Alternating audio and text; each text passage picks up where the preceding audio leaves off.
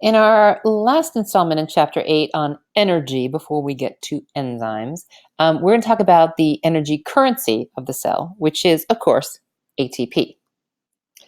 So ATP is used to power pretty much all of our cellular work, and it does it by coupling exergonic reactions to endergonic reactions. And we call this energy coupling. So you use an exergonic reaction, which releases energy, to drive an endergonic reaction, which consumes energy. So the energy you release from the exergonic reaction is used to power the endergonic reaction. Okay. Cells use this energy to do three main kinds of work: chemical work, transport work, and mechanical work. Okay. So let's look at how ATP does this energy coupling. Okay. ATP, adenosine triphosphate, is our cell's energy shuttle. ATP is a nucleotide, and it has, so of course, has the three parts of a nucleotide: ribose, adenine, and trace phosphate groups. And here it is. Ta-da! So here are the three phosphate groups: 1, 2, 3. This is why there's so much energy in this structure. This is ribose, not deoxyribose. There's our oxygen. And here's our nitrogenous base adenine. So this is the structure of ATP. How ATP releases energy that is stored within it.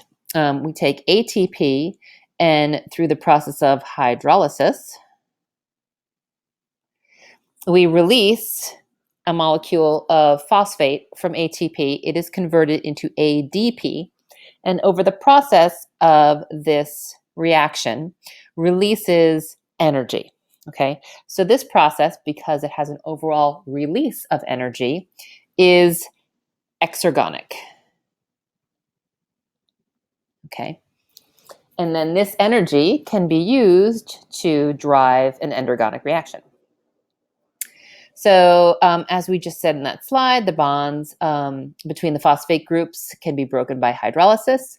When you release energy from ATP, it's because of that terminal phosphate bond being broken. And excuse me, and the release of energy comes from the chemical change of state to a lower free energy, and sort of not from the phosphate bonds themselves, but it's a lower energy molecule. So just transferring from a higher energy molecule to a lower energy molecule releases that energy. Okay, so how does the hydrolysis of ATP perform work? So we've got our three types of cellular work: mechanical, transport, and chemical. The energy from the exergonic reaction of ATP hydrolysis uses to drive the endergonic reaction. And again, this is energy coupling. And of course, we must follow the second law of thermodynamics. So overall, any coupled reaction is going to be exergonic. It's always going to release excess energy as heat and increase the entropy in the universe. So if we look at this reaction here, converting glutamic acid to glutamine, so one amino acid into a different amino acid. So we take glutamic acid and we add an ammonia group. Okay, and again, this is an anabolic reaction. It is building something and it's putting two things together. So it's going to be endergonic. And if we look, it has a positive delta G, so we know it's endergonic. So if we add glutamic acid and ammonia, we get glutamine. And the overall energy change is plus 3.4 kilocalories per mole. So that's endergonic. So I need to put that much energy in to drive this reaction.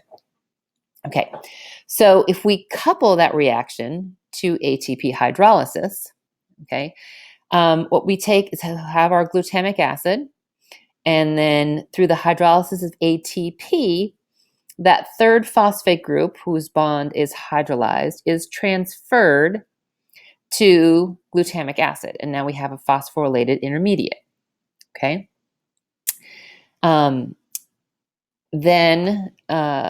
then there's our ADP released. Then we add our amino group, and form glutamine. And so the energy that's released through the hydrolysis of ATP to ADP, okay, which is negative 7.3 kilocalories per mole. So that is, this is my exergonic reaction. This is my endergonic reaction. So by coupling the two together, we release 7.3 kilocalories per mole. We consume 3.4 kilocalories per mole. So the overall net delta G is negative, and it will increase, therefore, so that energy is released as heat, and it's used to increase the entropy in the universe. All right. And ATP drives these endergonic reactions by the process of phosphorylation. We've already talked about how phosphorylation is a powerful thing in moving energy around. Transfers a phosphate group from itself to some other molecule. Okay. And then the recipient molecule, the molecule that gets phosphorylated, is called a phosphorylated intermediate. So if we look back on some of the stuff we've already been talking about, okay, an active transport protein that uses ATP as energy, okay, so ATP phosphorylates the transport protein. That causes a change in shape and allows it to do work. Mechanical work, okay, ATP can bind to a motor protein, and the energy release can allow that motor protein to walk down the track, right, like the guy in the video. All right, so this is all example of energy coupling an exergonic process, the hydrolysis of ATP, with an endergonic process, transport work, mechanical work, etc. Now, of course, we keep consuming ATP, moving it to the lower energy form of ADP via hydrolysis. So at some point, we have to make more ATP. So ATP gets regenerated. Okay, ATP is a renewable resource, and it's regenerated when you add a phosphate group to ADP. So the energy to phosphorylate ADP comes from catabolic reactions in the cell, specifically from cellular respiration. Cellular respiration, which we're going to talk about in chapter 9. Okay, and the ATP cycle is like a revolving door, and energy comes and goes round and round, transferring between catabolic and anabolic pathways, between exergonic and endergonic pathways. So if we look here, we have energy from catabolism, exergonic energy releases. That allows a phosphate group to be added to ADP so that we can regenerate ATP. Then the energy that is stored in ATP gets released via hydrolysis, okay, and is used to power endergonic reactions. Once you hydrolyze ATP, it regenerates ADP and some phosphate, which then can go back around and around and around. Okay? All right. That's it for energy.